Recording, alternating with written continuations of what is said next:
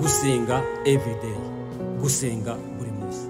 Nusenga uzanesha, nunanigwa gusenga uzaneshwa. Senga. Amahoro y'Imana abane namwe mwese abakurikiye gusenga everyday. Twizere ko mumeze neza abari hirya no hino tubakiriye kuri gusenga everyday. Imana ibahe umugisha. Twakiriye abantu bari mu Rwanda, mu Burundi, mu biyaga bigari, mwumva ikirundi n'ikinyarwanda n'ikinyamurenge, tubabwira ngo kaze kuri gusenga everyday. Abari muri Amerika turabasuhuje, Imana ibahe umugisha. Abari muri Aziya turabasuhuje, Imana ibahe umugisha. Abari muri Europe turabasuhuje, Imana ibahe umugisha.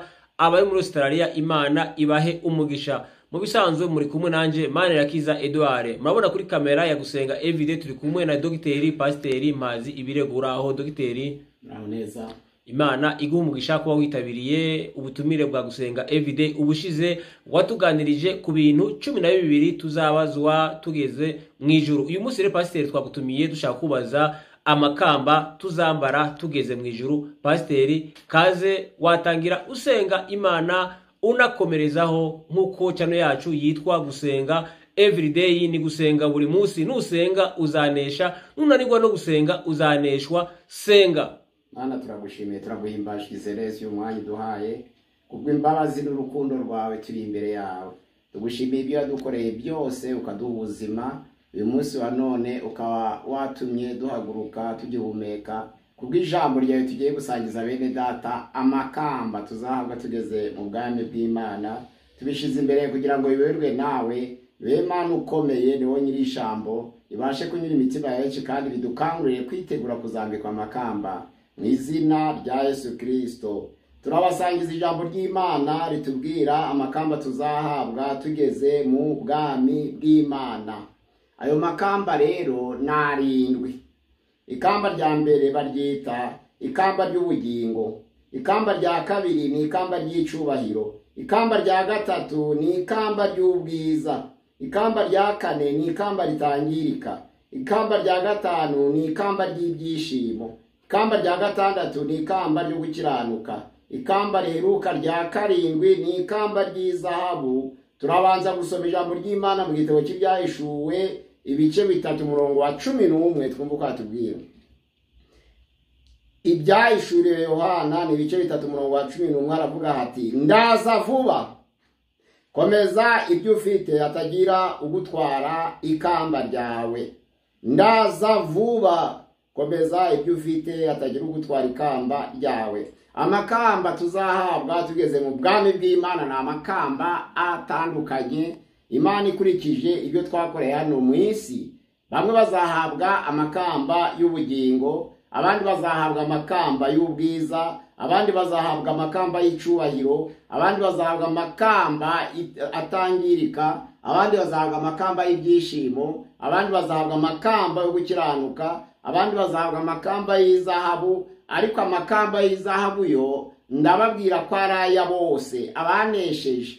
Aya makamba rero tuvuga ko ari arindwi, ntabwo ari ay'abapagani batsinzwe, ahubwo niyo abanesheje gusa, ariko bakoze imirimo itandukanye kugira ngo bemerwe n'Imana. Ikamba rya mbere rero ryitwa ikamba ry'ubugingo, ni ikamba rizahabwa abantu bemeye kurenganizwa gukiranuka bazira guhamya kwa Yesu. Nuvuga ngo bararenganijwe, baratotejwe, bemeye kwicwa. Umuntu wese wemeye gutotezwa akababazwa kubw'umurimo w'Imana azahabwa ikamba ry'ubugingo. Muri Yakobo rero igice cya mbere umurongo wa 12 haravuga ngo hahirwa uyihanganira ibigeragezo, ko namara kwemerwa azahabwa ikamba ry'ubugingo iry'Imana yasezeraniye abayikunda. Ikamba ry'ubugingo. Ikamba ry'ubugingo riboneka mu Byahishuwe 2 umurongo wa 11. Hari icyo bitubwira ngo Ibyahishuwe 2:11 hari ikamba ry'ubugingo risobanuye neza. Ufite ugutwi niyumve iby'umwuka abwira amatorero. Unesha ntaco azatwarwa n'urupfu rwa kabiri. Ni ukuvuga ngo ikamba hano mu itorero ry'isi muruna, ikamba ry'ubugingo, hano baravuga ngo ntutinye ibyo ugiye kubabazwa. Ni intandaro yo guhabwa ikamba ry'ubugingo n'abababajwe. Dore Satani agiye gushirisha bamwe muri mwe mu nzu y'imbohe kugira ngo mugeragezwe, kandi muzamara iminsi 10 mubabazwa. Ariko uje ukiranuka uzageze kugupfa, nanjye nzaguha ikamba ry'ubugingo. Ni itorero ry'Isimuruna, ni ijambo ryahumekeye mu kanwa ka Yohana intumwa ubwo yari ari mu kirwa cy'Ipatimo yerekwa itorero ryo mu butayu cyangwa se itorero ry'ibigeragezo. Abona ko unesha agakiranuka akageza kugupfa, Imana izamuha ikamba ry'ubugingo nabemeye kurenganwa, kuko Yohana abyivugira ubwe mu byahishuwe igice cya 1 umurongo wa 9 aravuga ngo jyewe Yohana musangira amakuba n'ubwami no kwihangana, nari hano mu kirwa cy'Ipatimo bampora ijambo ry'Imana no guhamya kwa Yesu. Ku munsi w'umwami nari ndi mu mwuka, inyuma yanje numva ijwi rivugira ry'impanda rimbwira riti, icyo ubonye andika wandikira amatorero. Iri torero ry'Isimuruna ryo torero ryanesheje, ryagaragaje kuzira guhamya kwa Yesu kurusha andi matorero, kuko iminsi 10 yashushanyaga abakayisari bashize mu bubata itorero imyaka 200 kuva mu kinyejana cya 2 kugeza mu ntangiriro y'ikinyejana cya 4. Bavuga ibya Kaisari Taraja, bavuga ibya Kaisari Adriani, bivuga ibya Kaisari Antonio, bavuga ibya Kaisari Barike Aurere, Kaisari Septime Severe, Kaisari Alexandre Severe, Kaisari Aurelie, Kaisari Devosie, Kaisari Aurelie, Kaisari Diocletie. Abo bakaisari bose Valerie, Aurelie, Diocletie basojeje bakurikirwa na Kaisari Constante. N'abakaisari 10 babaje itoro mu gihe cy'itoro ry'akarengane cy'intumwa Isimuruna. Hano baravuga ngo unesha niwe uzahabwa ikamba ry'ubugingo iry'Imana yasezeraniye abayikunda. Bisobanura ngo iri kamba ry'ubugingo n'abantu bakoze umurimo w'Imana bakawurenganirizwa, bamwe bakawugwamo bakawupfiramo, nibo babikiye ikamba ry'ubugingo. Niryo rinakomeye kurusha andi makamba. Ikamba rya kabiri rero ni ikamba ry'icubahiro. Ikamba ry'icubahiro ni ikamba rizahabwa abantu bakoze umurimo w'Imana hano ku isi ari abakene.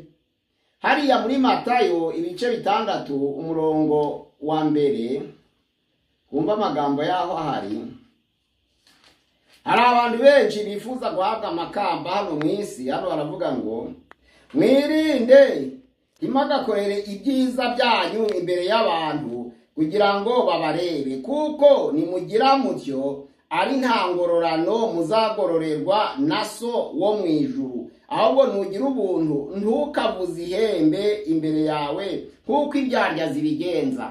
Abakene rero batabashe guhabwa icubahiro bari hano mu isi, ariko bakanamba kuri Yesu. Hano 23 muri Matayo, ayo magambo arahari neza. Matayo 23 umurongo wa 6 aratubwira hati, kandi benshi bakunda imyanya y'abakuru mu birori n'intebe z'icubahiro mu masinagogi no kuramukirizwa mu maguriro no kwitwa n'abantu rabi. Ariko mwebweho ntimuzitwe rabi, kuko umwigisha wanyu ari umwe, namwe mwese muri abavandimwe. Kandi ntimukagire umuntu wo mu isi mwita data, kuko so ari umwe, ari uwo mu ijuru. Angara amagambo avuga ngo benshi bakunda kwicara ku ntebe z'imbere.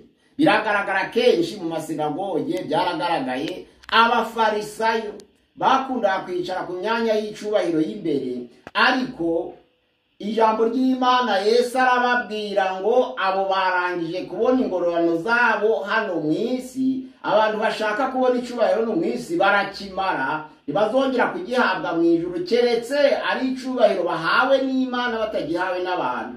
Ariko abantu benshi bakunda guhabwa icubahiro ku isi bagihawe n'abantu, cyane cyane mu nsengero. Ugasanga abantu barahatanira kwicara ku myanya y'imbere kandi batarakora.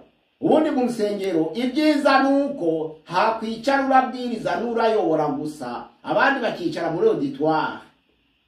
Abantu rero babyiganira imbere bashaka imyanya y'icubahiro.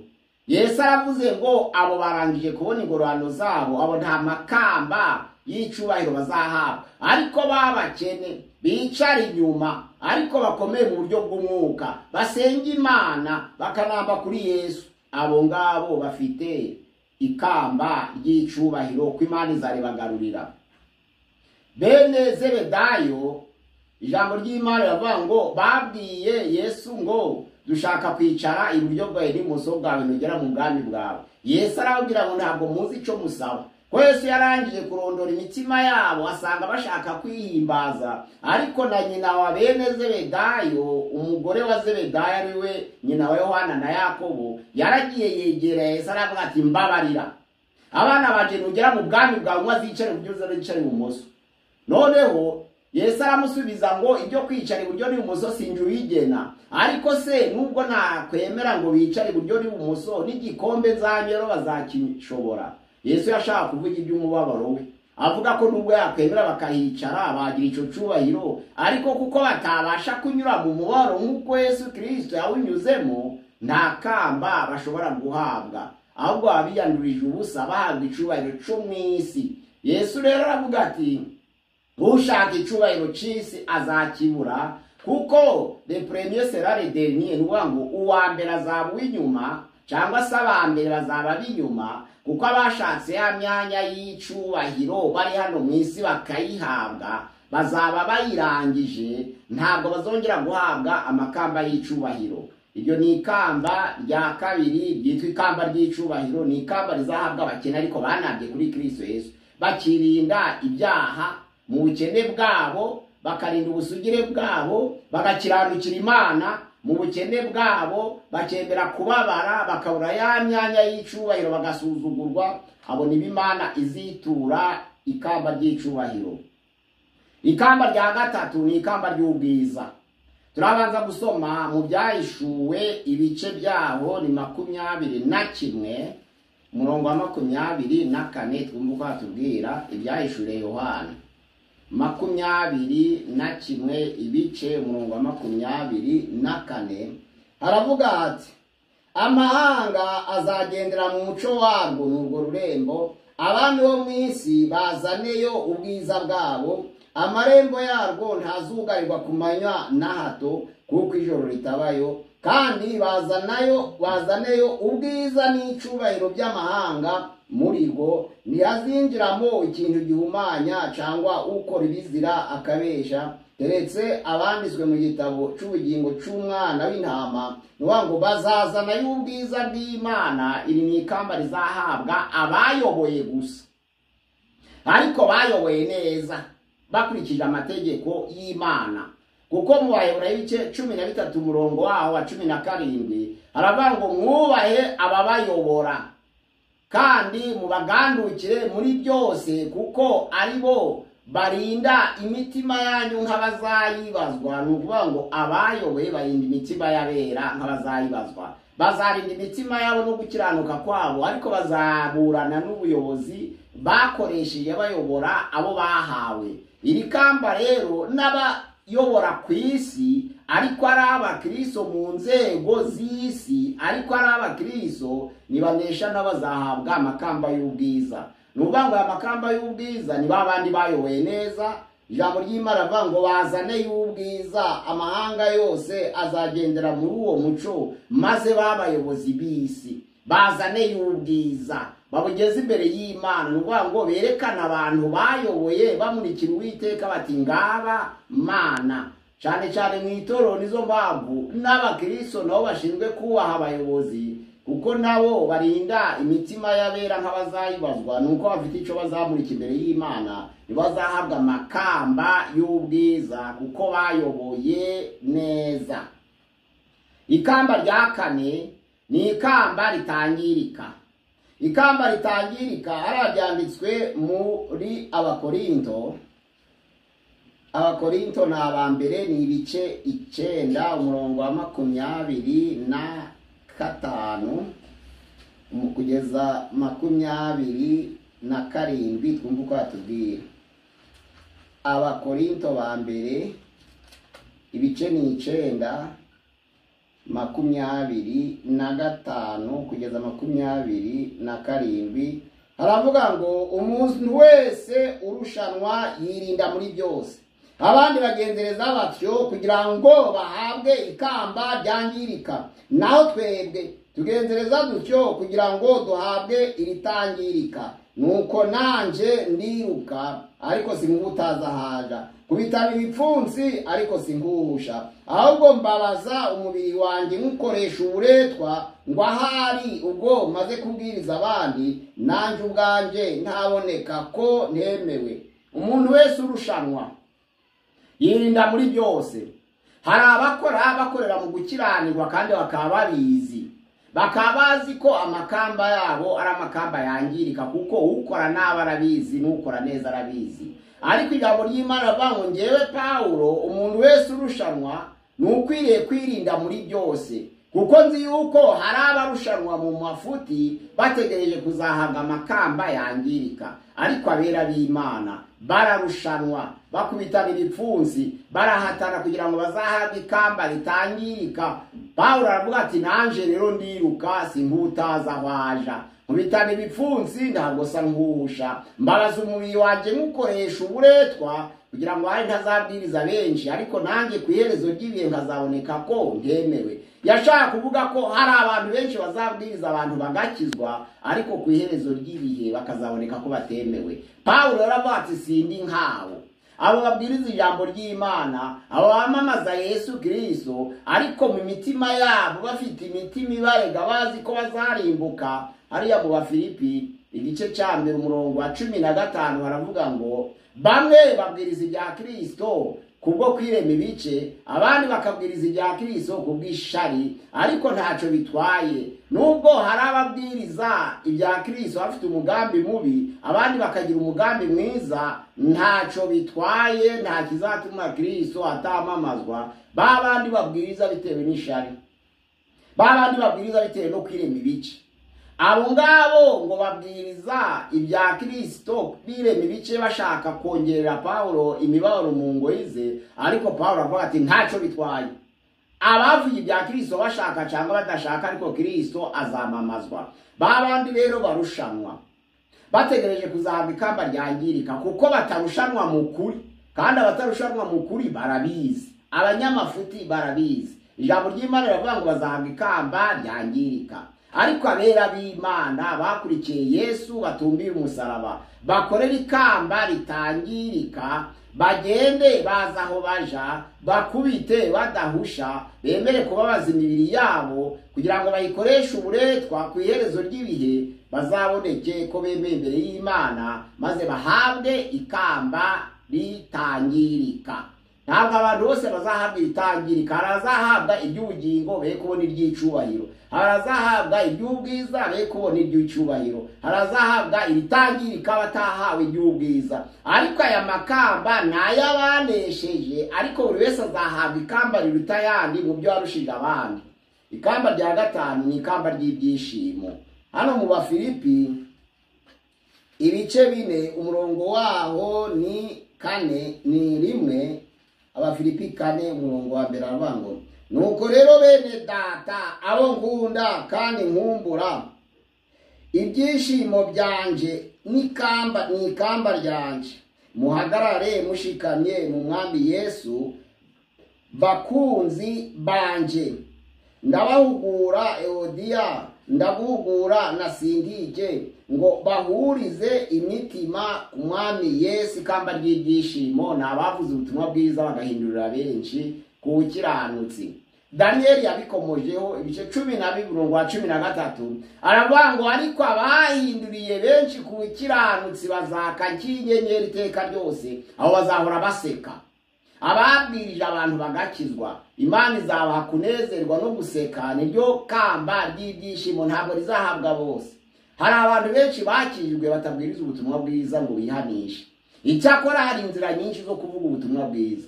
Ushobora kuvuga ubutumwa bwiza mu magambo uvuga ibya Yesu, ushobora kuvuga ubutumwa bwiza mu mirimo, werekana imirimo myiza nk'uko byanditswe muri Petero ya 2:12 havuga ngo mwewe abera, kuko ni urwandiko rw'abera, mugira imirimo myiza imbere y'abapagani, nubwo bamwe babasebya nk'aho muri abagizi ba nabi, ariko nibabona imirimo yanyu myiza bazarusheho guhimbaza Imana kuri wa munsi wo kugendererwa, kuko byanditswe mu bice 3:1 ngo cyane cyane abadamu bakunda itorero. Mugandukire abagabo banyu. Nubwo abagabo batumvira ijambo ry'Imana ariko bazareshwa n'ingeso zanyu nta jambo muvuze. Ingeso nziza zitavuze amagambo zirehereza abantu kugana Yesu. Nizo mpamvu Yesu yavuze ngo tuzamenyera ku mbuto zabo. Imbuto zirarambagiza zikarehereza abantu kuri Yesu, ariko no kuvuga Yesu birarambagiza bikageza umuntu kuri Yesu. Ibyo byose ni ukwihanisha abahinduriye benshi ku bikiranutsi, abakoze imirimo myiza igahindura abandi. Abo bose bazaka nk'inyenyeri iteka ryose, bazahabwa ikamba ry'ibyishimo, bazaseka ubuziraherezo. Ikamba rya gatandatu ni ikamba ryo gukiranuka. Pawulo yarivuzeho ku bantu bagize ubuhamya bwiza ku isi mu buzima bwabo bwose, bamaze gukizwa bakarangwa n'ubuhamya bwiza.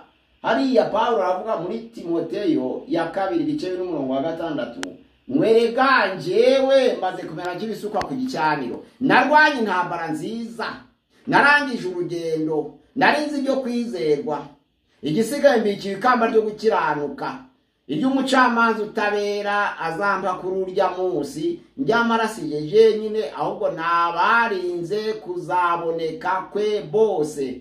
Ikamba ryo gukiranuka, abantu bagize ubuhamya bwiza bakagira imirimo myiza hagati y'abisi, noneho babareba bakabatangira ubuhamya. Hari itandukaniro ry'ubuhamya by'imigendere y'abantu no guhamya kwa Yesu ku ikamba rya mbere ry'ubugingo. Abarenganijwe bazira guhamya kwa Yesu, iyo ni ikamba ry'ubugingo. Ariko abangaba bagize imyifatire myiza bakagira ubuzima bwiza bw'imibereho muri Kristo Yesu, bazaba barahamije neza. Ubwo abangaba nibo bazahabwa ikamba ryo gukiranuka. Pawulo rero ari gusezera ku isi ararivuga, aravuga ati maze kumera nk'ibisukwa ku gicaniro, narwanye intambara nziza, narinze ibyo kwizerwa, njyewe igisigaye mbikiwe ikamba ryo gukiranuka, iry'umucamanza utabera azampa kuri urya munsi. Nyamara sijeje nyirabwo nabakunze kuzaboneka kwe bose. Abantu bose bagize ubuhamya bwiza bari hano ku isi, bari mu itorero ry'Imana, bakagenzurwa bagashimwa, Imana ikabishimira. Abo ngabo Imana ibabikiye ikamba ryo gukiranuka, iry'umucamanza utabera azatanga kuri urya munsi. Umucamanza utabera ninde? Ni Yesu Kristo. Nuvuga ngo azabitegereza, azabashima, azabarambagiza. Ubwo noneho rero nibagera mu ijuru bose bazambikwa amakamba yo gukiranuka. Bene data, uratekereza iki ikamba ryo gukiranuka? Ijambo ry'Imana riravuga ngo ukiranuka kuri gato abakiranuka no kuri kanini. Ariko muri Yobu igice cya 2:3 aravuga ngo Uwiteka abaza Satani ati, ariko wamboneye Yobu ko ari umukiranuzi utunganye akirinda ibibi, yakomeje gukiranuka kwe nubwo wanteye kumugirira nabi kandi muhora gatse. Nuvuga ngo mu bigeragezo byose bibi yahuye nabyo yagize kwihangana akomeza gukiranukira Imana. Ariko kuko Satani atarazi umutima we agakeka ko Imana imwatse ubutunzi bwe yayihakana, ariko siko byari biri. Yobu yari umukiranuzi utunganye kandi akirinda ibibi. Muri Ezekiyeli 12:12-14 hari amagambo avuga ko hari abakiranutsi bakomeye bo mu isezerano rya kera. Hari uwitwa Nowa, hari uwitwa Yobu, hari uwitwa Daniyeli. Nowa kuko yabaye umuvugabutumwa wo gukiranuka wa mbere, abwiriza abazi inguge, Imana imushira ku rutonde mu ba mbere. Yobu nawe kuko yari umukiranuzi utunganya akirinda ibibi, mu makuba ye akubaha Imana, nabwo Imana imushira ku rutonde. Noneho Daniyeli kuko ari umunyamasengesho, ntabonekeho n'icyaha cyose, ntabonekeho n'amafuti, akagira gukiranuka, akaba umunyamasengesho wugururaga amadirisha yerekeye Yerusalemu, akazamura isengesho, akirinda amafuti, akirinda ibibi. Abamushakisha amafuti bakayabura, ahubwo bakayabona mu mategeko y'Imana ye. imana nayo imushyira ku rutonde. Izo mpamvu ijambo ry'Imana rivuga ngo ijambo ry'Uwiteka rinzaho rirambwira ngo mwana w'umuntu, igihugu nubwo cankorera ibyaha nanjye nkarambura ukuboko kwanje nkagitsembaho amatungo nkagikuraho urwishingikirizo rw'umutsima, naho harokoka abantu bakiranuka nk'aba batatu, nka Nowa, nka Yobu na Daniyeli, ukiranuka kwaho kwakiza ubwabo bugingo, ariko igihugu cahinduka umusaka, niko Uwiteka Nyiringabo avuga. Ugukiranuka kuzahesha uwakiranutse ikamba, ntabwo kuzahesha abandi amakamba. Buri wese azahabwa ikamba Imana ikurikije ibyo yakoze. Niba ababyeyi barakiranutse bazahabwa ikamba ryabo. Ikamba ryo gukiranuka rero ntabwo rizahabwa uwakoze n'utarakoze, ahubwo ntabakoze gusa, babandi bahamijwe neza bari hano ku isi. Ikamba rero riheruka ni ikamba ry'izahabu. Ikamba ry'izahabu ni ibya bose, byanditswe mu byahishuwe hano 4 umurongo waho wa 4. Ibyahishuwe 4 umurongo wa 4 aratubwira hati, igitabo cy'ibyahishuwe 4 umurongo waho wa 4 umva uko avuga.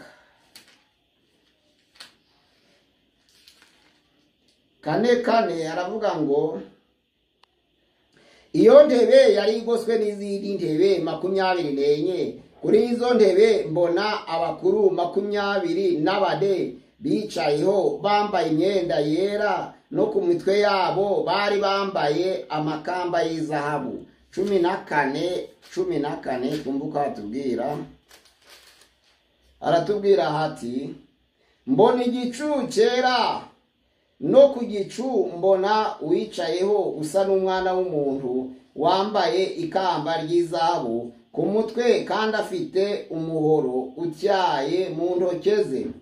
Ono hano ngo ikamba ry'izahabu tuzaryambikwa na Kristo ku bantu bose bakoze imirimo myiza bose itandukanye. Ntabwo rizatandukanya abantu, ni ibya bose. Yaba uw'ikamba rya mbere azahabwa n'iry'izahabu, yaba uw'irya kabiri azahabwa n'iry'izahabu, yaba uw'irya gatatu azahabwa n'iry'izahabu, irya kane ahabwe n'iry'izahabu, irya gatanu ahabwe n'iry'izahabu, irya gatandatu ahabwe n'iry'izahabu. Iri kamba rya karindwi ryo zizagabanywa kuri bose uwagize umurimo wose mwiza akora. Kandi nta muntu uzagera mu rwego rwo kwambikwa ikamba ataragiriza umurimo n'umwe mwiza akorera ku isi. Ubwo ikamba rya mbere ni ikamba ry'ubugingo ry'abazize guhamya kwa Yesu barenganya. Ikamba rya kabiri ni icubahiro, abakene banambye kuri Kristo Yesu babuze icubahiro ku isi, Imana izakibitura mu ijuru niba baragize ibyiringiro bishitse. Ikamba ry'ubwiza ni abayobozi, baba bisi baba abitorero, ariko bayoboye neza bakazamurikira ubwiza bwabo amahanga imbere y'Imana. Bazazana yayo mahanga bagera imbere y'Imana bamurikira ubwiza bakoreye ku isi. Irya kane rero ritangirika n'abantu batsinze kamere, niko twavuze abatsinze kamere. Mu Bagalatiya hari igice cya 5:16 bavuga ngo ndavuga ngo muyoborwe n'umwuka, nibwo mutazakora ibyo kamera irarikira. Gutsinda kamere bisaba kwemera kuyoborwa n'umwuka buri munsi. Kuyoborwa n'umwuka buri munsi watsinda kamere ukazahabwa ikamba ritangirika. Irya gatanu rero ni ikamba ry'ibyishimo ku bavuze ubutumwa bagahindura benshi ku bukiranutsi. Bazahora baseka, bazakaka inyenyeri iteka ryose. Irya gatandatu ikamba ryo gukiranuka. Ikamba ryo gukiranuka abantu bagize ubuhamya bwiza nka Paulo. Ikamba rya karindwi ni ikamba ry'izahabu rizahabwa bose. Tuzambika amakamba y'izahabu, tuzambika amakamba y'ubugingo, tuzambika amakamba y'icubahiro, tuzambika amakamba y'ubwiza, tuzambika amakamba atangirika, tuzambika amakamba y'ibyishimo, tuzambika amakamba yo gukiranuka haheruke. Ikamba ry'izahabu rizahabwa abantu bose tugeze mu bwami bw'Imana. Ndasabira bene data badukurikira uyu munsi, korera ikamba ryawe. Ndaza vuba, komeza ibyo ufite atagira udutwara ikamba ryawe. Ndaza vuba, komeza icyo ufite. atagira ugutwara ikamba ryawe. Buri wese azahabwa ikamba nanesha, ariko tuzahabwa amakamba atandukanye. Buri wese hari uruhande yarushijemwo abandi. Hari abarushije abandi kurengana barezera Yesu, hari abarushije abandi kubabara mu bukene bwabo ku isi bagakiranukira Imana, abarabo bayoboye neza kurusha abandi ikamba ry'ubwiza ntabwo rizahabwa bose. Hari abarinze ibya kamere, bari batsinze kamere bakayoborwa n'umwuka bakanesha bagahabwa ikamba ritangirika. Hari abahindura benshi ku bukiranutsi ibyishimo. Hari abagenze neza bakagira ubuhamya bwiza imbere y'abantu bagahabwa ikamba ryo gukiranuka, iby'umucamanza utabera azatanga kuri urya munsi. Abantu bose bakunze kuzaboneka kwe bose bakarihabwa n'ikamba ry'izahabu rya bose. Imana idusange twese kubumva aya makamba duharanire kuzayashikira, kandi ntabwo uzarihabwa atageze mu bwami bw'Imana, ko ntabwo ari iby'abapagani ahubwo ni iz'abanesheje gusa. Ndabasabira bene data muri hose kugira ngo murusheho gushikama, muhagarare mushikamye mwambaye gukiranuka, kugira ngo muzagere ku makamba tuzahabwa tugeze mu bwami bw'Imana, mu izina rya Yesu Kristo. Amen. Urakoze pasiteri, Imana iguha umugisha. Ushobora kuba ari ubwa mbere ugeze kuri Gusenga Everyday, tugusaba gukanda subscribe kugira ngo uzaze ubona ibiganiro byacu uko bukeye nuko bwije. Nawe wamaze gukanda subscribe, tugusaba kugeza ubutumwa bwiza ku bandi. Imana ibahe umugisha naho ubutaha.